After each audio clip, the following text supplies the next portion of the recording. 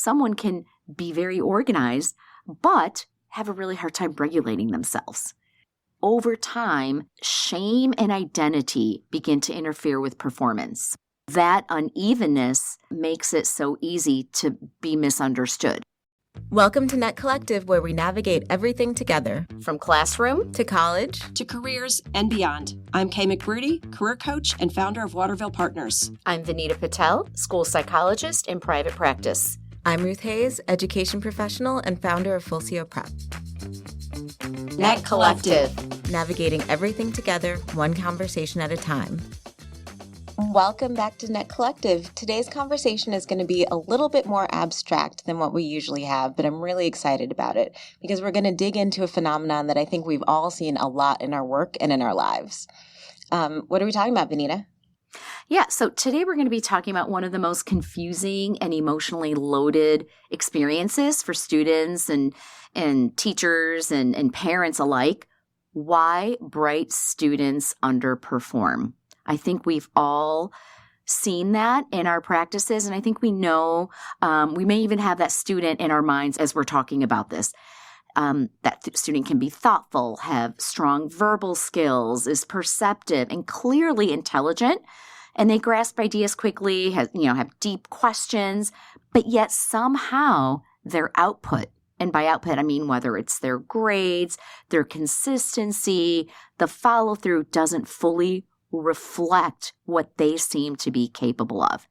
And in your practices, have you seen that? Yes, I will have students who may have really high grades, they've got a degree, and they want to go transition into the workforce, but they just can't get launched. And the parents are calling me saying, can you help them launch?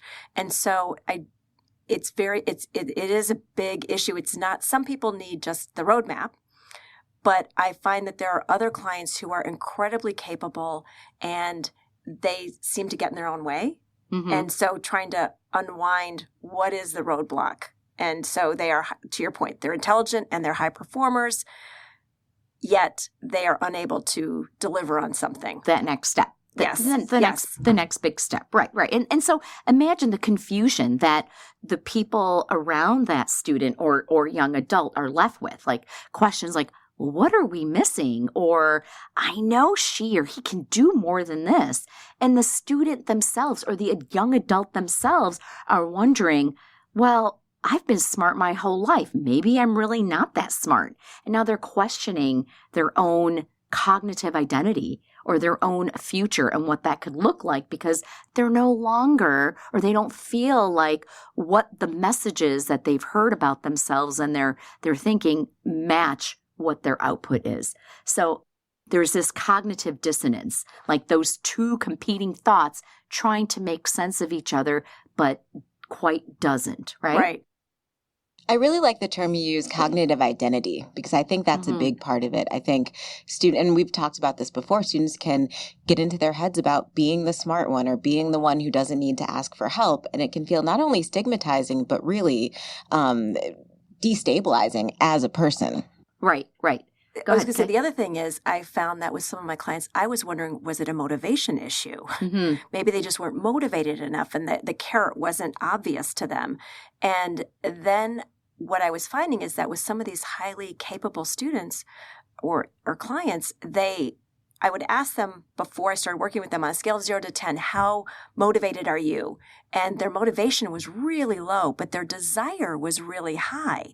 And so it's different than somebody who just needs organization strategies or other, prescriptions that might help them get on track. And so I've been really fascinated by this whole phenomenon, this gray area of motivation versus desire versus, what gives. Right. And it is very great. It is very abstract the way that you described it when we first started our conversation, Ruth, is that, this episode, we may not be able to offer prescriptive strategies like we have in the past. Right. A planner may not fix this. Right. A, checklist or a roadmap per se may not, necessarily fix this. Those all help, and we know that they do, but this is going to be much more of a larger, deeper conversation.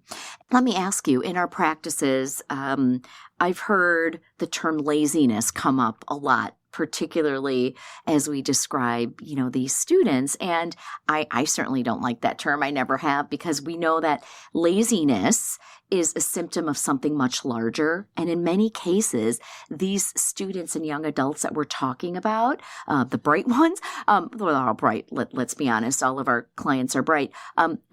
They're often carrying invisible struggles that are easily missed from the outside. They're invisible. And so it's our job to really uncover what's going on. And so today we're going to be talking about the gap between that underperformance from not only an executive functioning perspective, from a brain-based perspective, from an emotional perspective, but most importantly from a human perspective. Okay? Right. So, and this topic isn't just academic, as Kay, you so eloquently talked about with your clients trying to find a job. It affects confidence, it affects your identity, it affects stress, family relationships, and how a young person can really come to understand themselves, okay?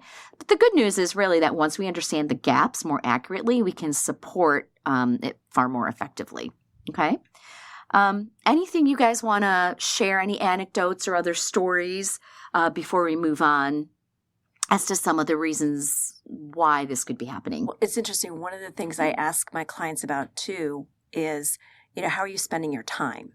Because if they're not completing the tasks that they've been given, I ask them what are their squirrels? The same way when you're walking a dog and the dog sees a squirrel and just gets distracted. So is there a distraction that's getting in the way, for example? That could be one of them, certainly. And we've talked about that before. Right. But big picture here, let's talk bigger picture and higher level here. Number one, I think it's really important to just lay the groundwork, and that, we're talking about bright individuals, right? Right. And what I mean here is that, look, all of our students, all of our adults are bright. And I say that because we all have strengths. Every single person that's walked into my office or that I've worked with in a classroom has a strength. So this episode isn't about separating students who are bright and not bright. That doesn't exist, because we all have strengths, okay?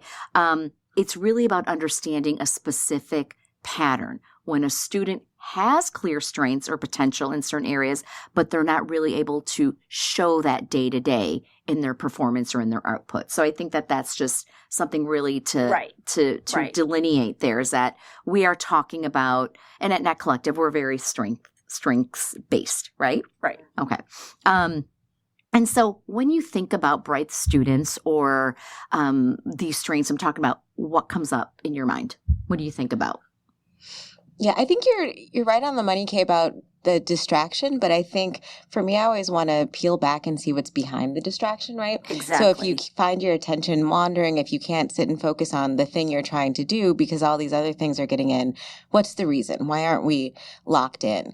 And I think there can be a lot of reasons for that. Sometimes the task itself feels so daunting that you kind of want to hide from it or busy yourself with other things. Sometimes there's a fear that actually doing the task will never live up to what you imagine you could do with it. And there's a sense of paralysis. I see that a lot with students. Almost a sense that you're getting rid of all of these possibilities by actually doing the task. And that can be a really difficult one to reframe. But I think through conversation, you really can. Right. And so let's go back to that original question about when we talk about bright students or students or young adults with strengths, what does that look like? Like I'm talking, the client that we had that has strong reasoning skills, right? Or really good problem solving ability, or they're curious, or they're quick learners. And so when we have a perception of an individual like that, we think that they're going to rise to the occasion and almost everything that they do based on what we're seeing. And we know that that's not going to always be the case. And also, by the way, underperforming doesn't necessarily mean failing, right? It just means that there's a gap between where we think the student should be or the client should be and what they're putting out there, right? Where they could be, I guess. And where they could be or where we would like to see them to be. Right. And so many of these bright underperformers they're still getting by, right? But if you think about, the question I always ask is, well, what did that person do to get there? What did they do? Some people may say, well, they got a B. A B is okay, but what did they do to get to that B? Imagine all of the things that went on behind the scenes, the late night studying, or the parents, creating the note cards for them, or, the multiple hours and resources spent on tutors, And so, that's what I mean by a lot of these struggles can be hidden. Okay. Okay. And then also, let's talk about the difference between our students' intelligence and their executive functioning skills. We do know that our executive functioning skills are, can really be the culprit to a lot of this. When you talk about the distractions, when you talk about the fear, that's getting in the way, we do know that our cognitive skills, so when we say kids are bright or when they have these strong abilities, and our executive functioning skills, they don't develop at the same timetable. Okay. We know that they influence each other. We know that they overlap, but they don't mature lockstep with each other. So often there's a gap between our thinking and problem solving and our brain's management system or their executive functioning skills. Have you guys, it sounds like you've both certainly seen that. And when it's an issue with their executive functioning skills, that's when I refer them to you. That to me is one of those areas where I don't want to say it's easy to fix, but there are strategies available that can help them if it's their executive functioning. Yeah. And something I see, because you're right, they don't always develop at the same pace. Something I see a lot is students who have intellectual things come easily to them. They understand things. Yeah. They don't need to study. They just get everything and go to the test and do it. And then when they get to a certain point, whatever class it was, for me, it was calculus, where you suddenly really have to study and you realize you've never done it before.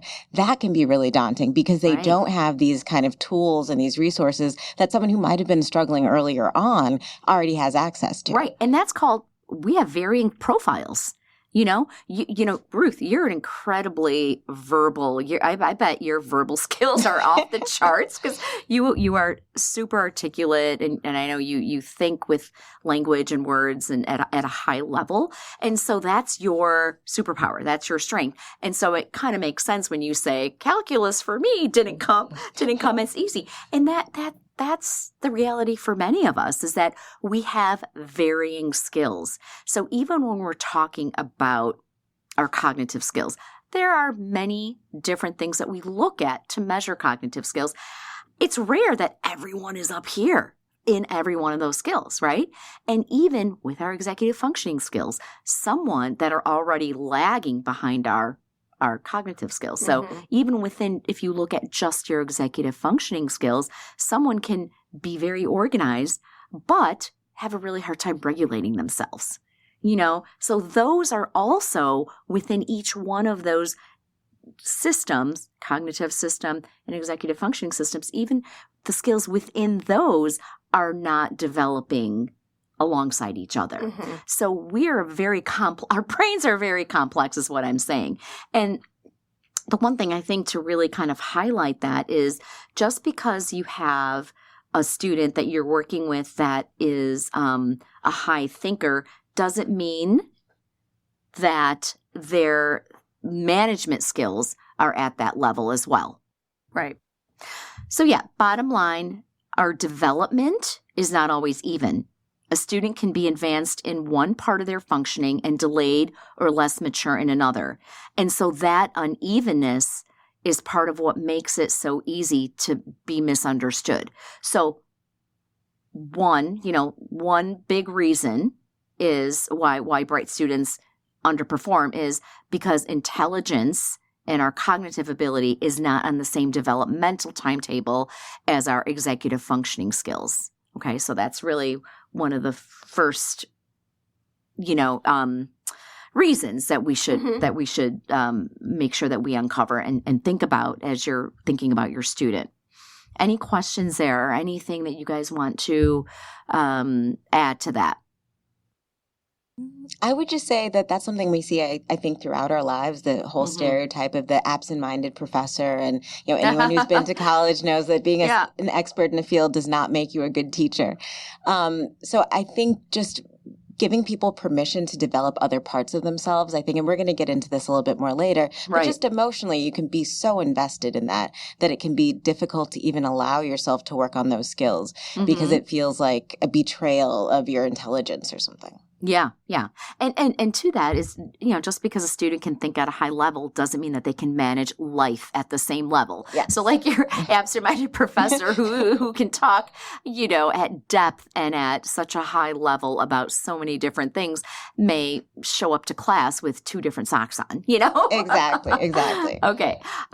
And then let's talk about this. Ruth, you and I have had multiple conversations about this where we work with students who seem to have compensated for years until the demands finally outrun their supports. Yes. What does that look like with students you work with? It looks like a real crisis. A conversation that I've had with several different students and honestly with myself at one point is that especially if things have always come easily to you, like that's how you've always experienced school. You just learn things. You don't even think about it, when you suddenly have to think about it in a systemic way, it can feel like, oh no, I've got to the end of the line. This is it. This is the end of my talent. I can't do anything else. And I think that there can be a real emotional roadblock between taking the steps that you need to take to improve that because it's so difficult to get yourself there. And I think a lot of students, especially, who are in these high achieving families, Kay, like we were talking about earlier,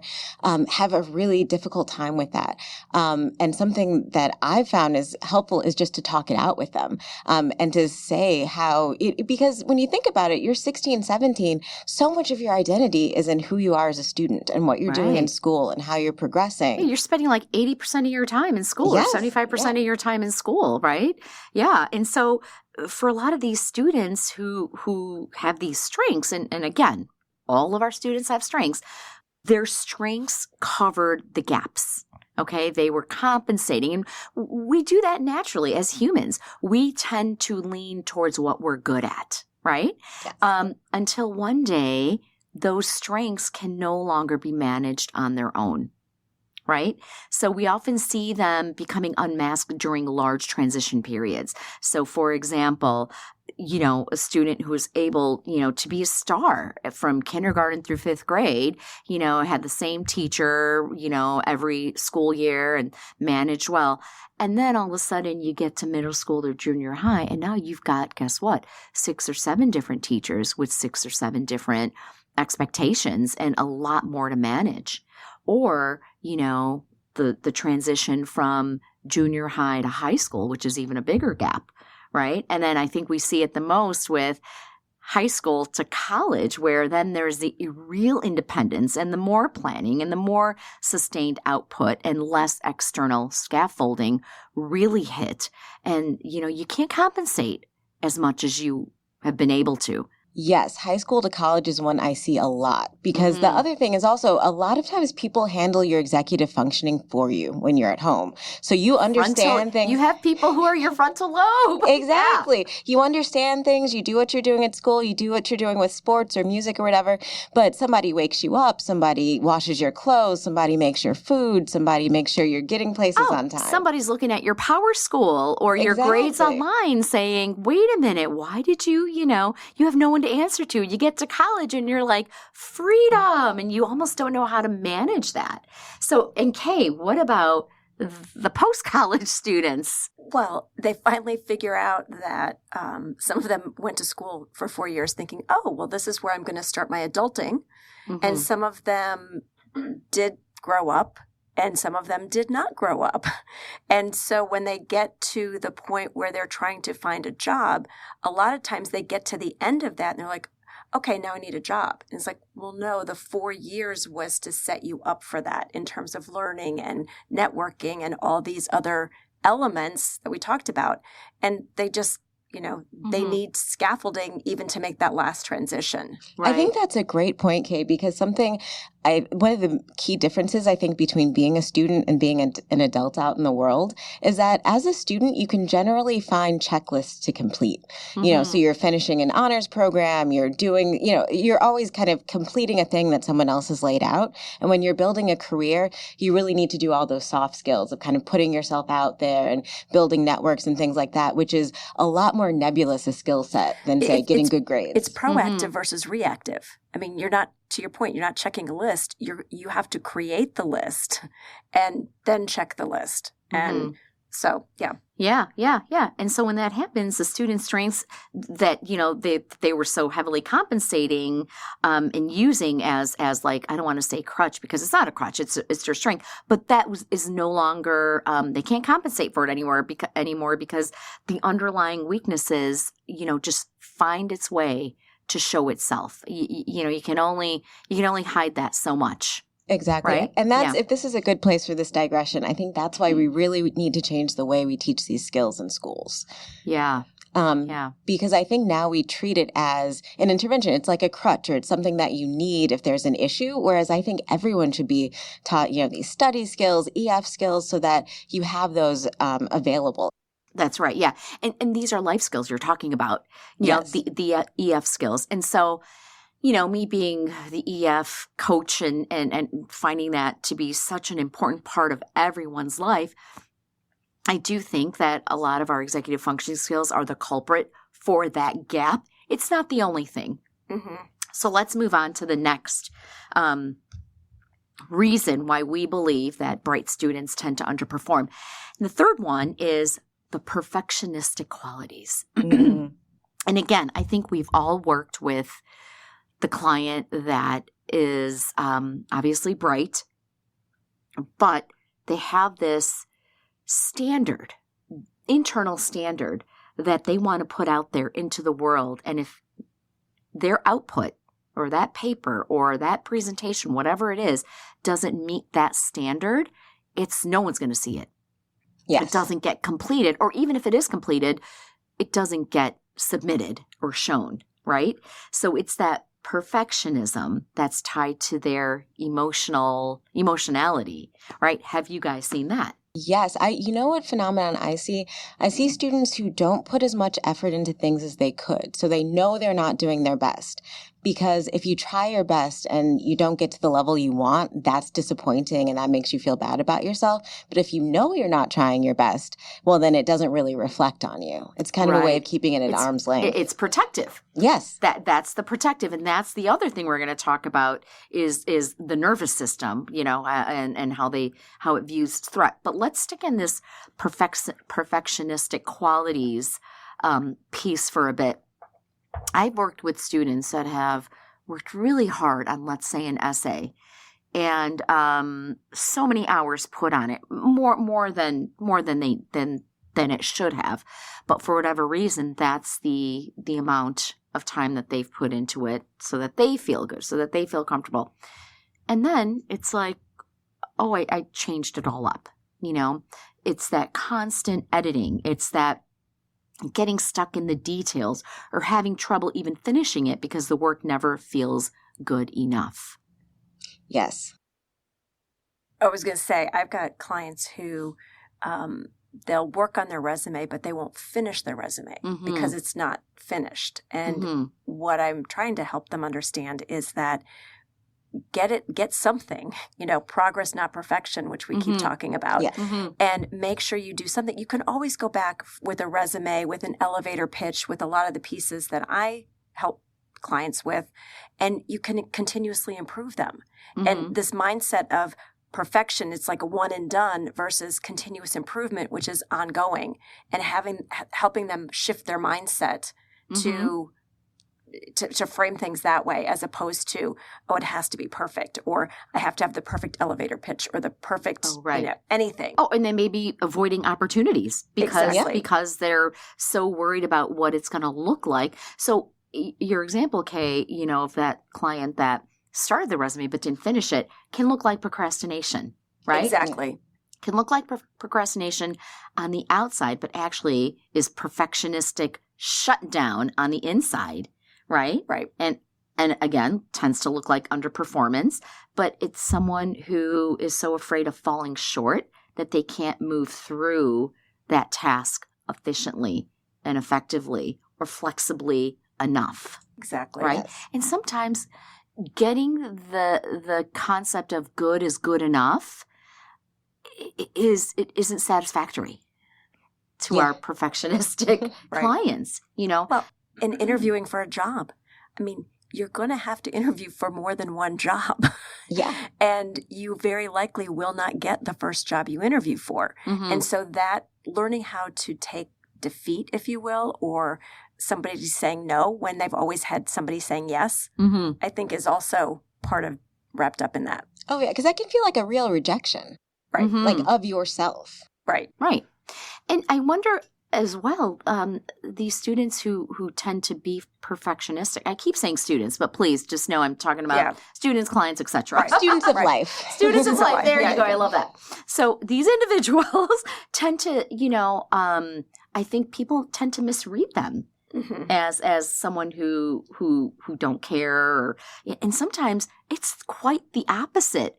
It's because they care so deeply enough about what they put out there into the world doesn't equate to I'm disengaged. Right. Yeah. It equates to I don't think my work is good enough. And so at that point, then you really have to think about, is there a higher level or a different level of intervention there? Is that more of a emotional anxiety piece that you need to get work through with, say, a therapist or someone in the clinical field? But again, these are all reasons to dig deeper into why the underperformance is happening. Okay? Yep. All right. So the fourth one we want to talk about is the nervous system, as we've talked about before, experiences certain tasks as threats, not just work. We talked about this, I believe, in 2 or 3 episodes ago. When our nervous system encounters a threat, like a hard assignment or a tough interview or, completing that resume so I'm ready to send it out to the world, we can tend to treat that signal as something that's uncomfortable and something that's going to harm me, not in the traditional sense, but something that, can make me feel unpleasant. And so what do we do? What do we tend to do? We tend to find security, safety. We avoid, we procrastinate. We create a narrative that's different from what's really happening. Exactly. And it's true. Like I've heard the analogy that your body thinks that an assignment you have to do on Monday is the same thing as a saber-toothed tiger chasing you. And obviously, if the saber-toothed tiger is chasing you, the logical thing to do is hide from it. But if you hide from the paper, you're going to be in trouble.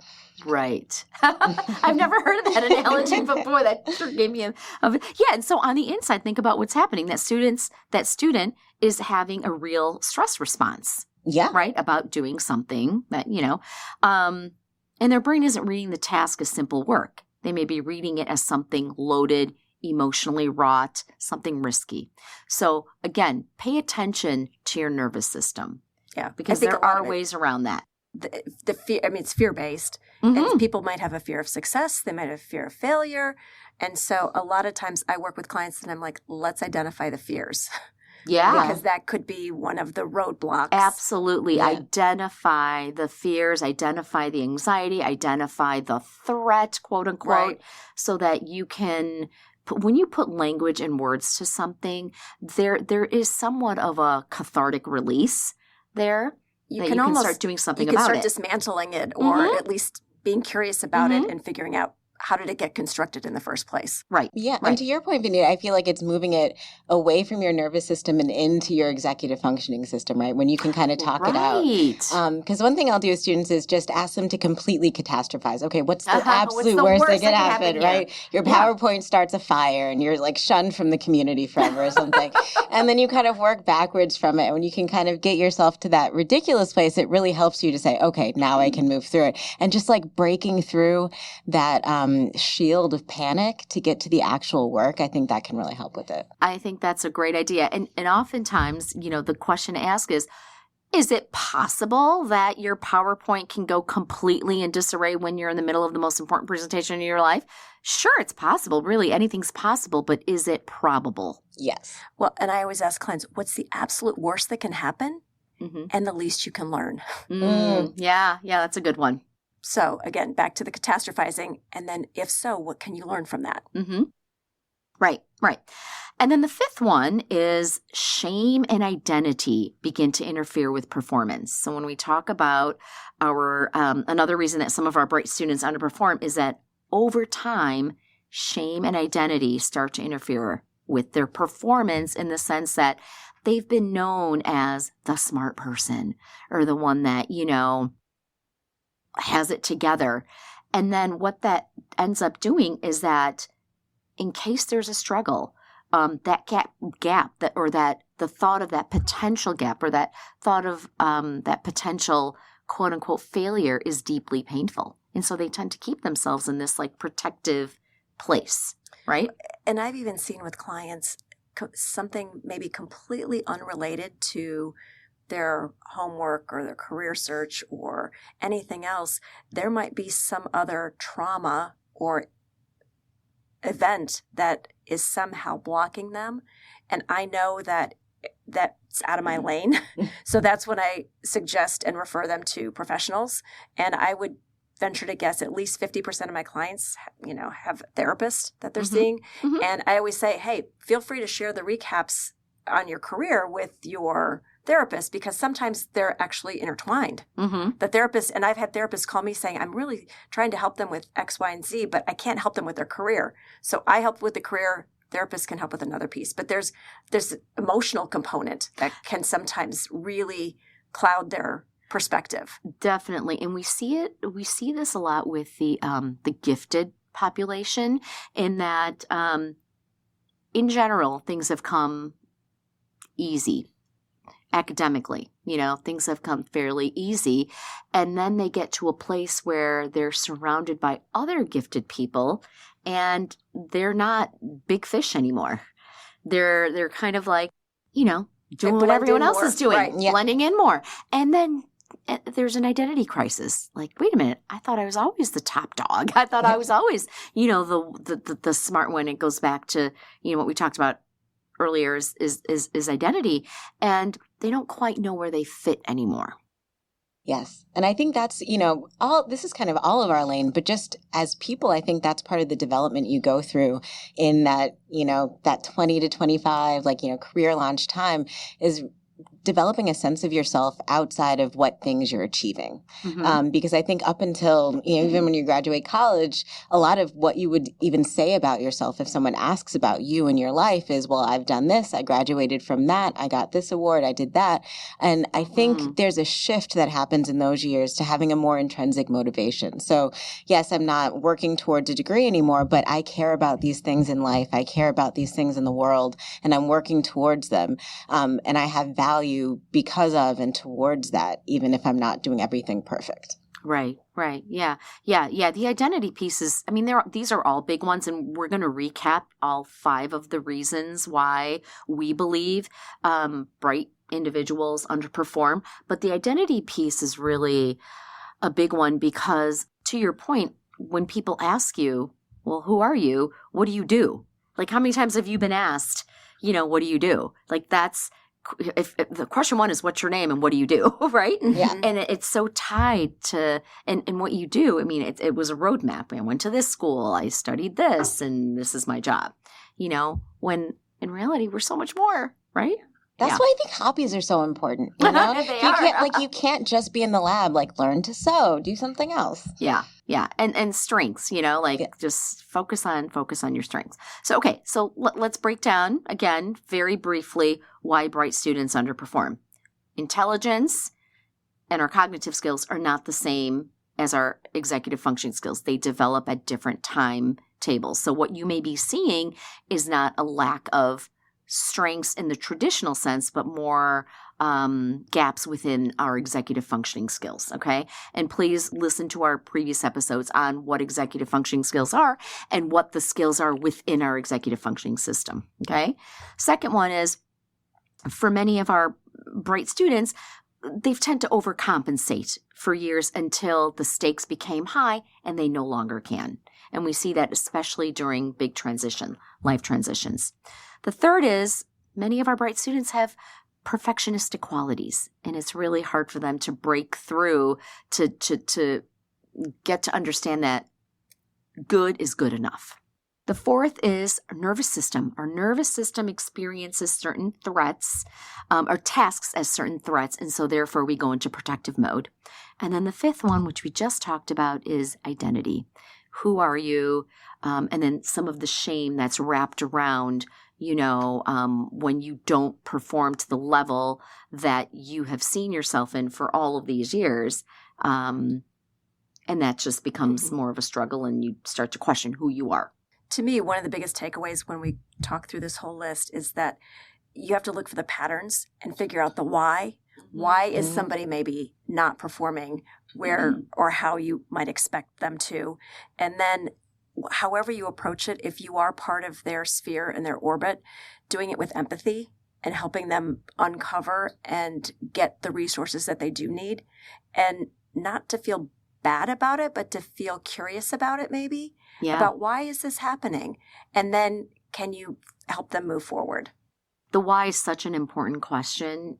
Kay, it is important to do some type of an analysis or, like a work autopsy or whatever we're calling it, is ask those deeper questions. Like, what really is getting in the way for me? Is it the task initiation? Is it my perfectionism? Is it the anxiety? Is it shame? Is it that I don't quite think I am who everyone has told me that I am?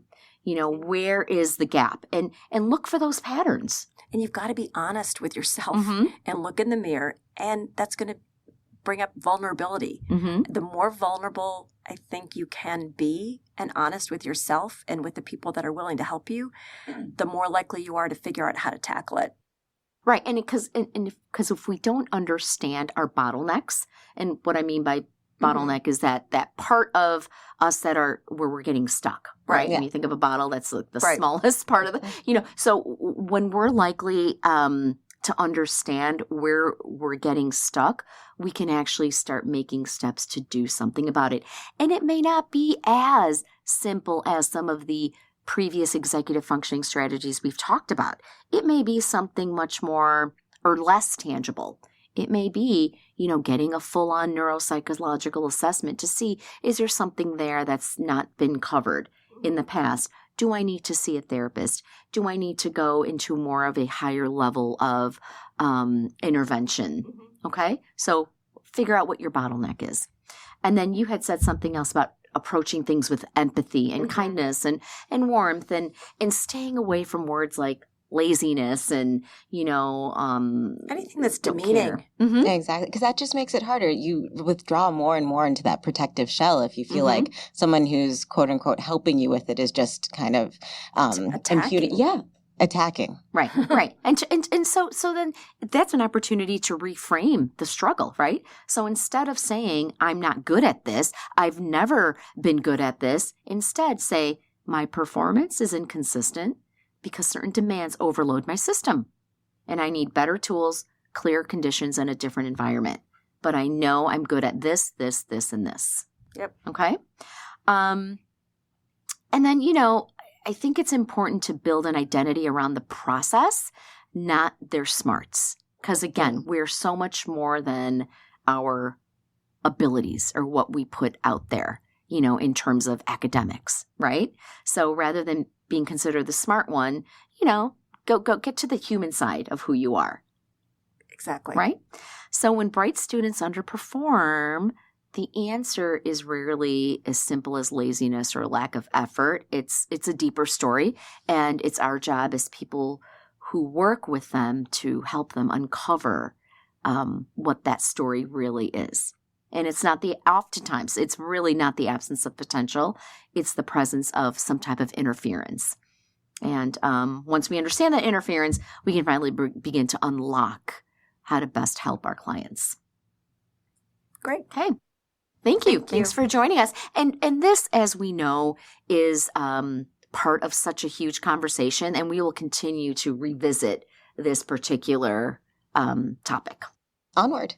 If today's conversation resonated with you, please share this episode with anyone who may need it and follow us at netcollective.org or wherever you get your podcasts so you won't miss what's next. We are N.E.T Collective. Navigating everything together, one conversation at a time. Thanks for listening.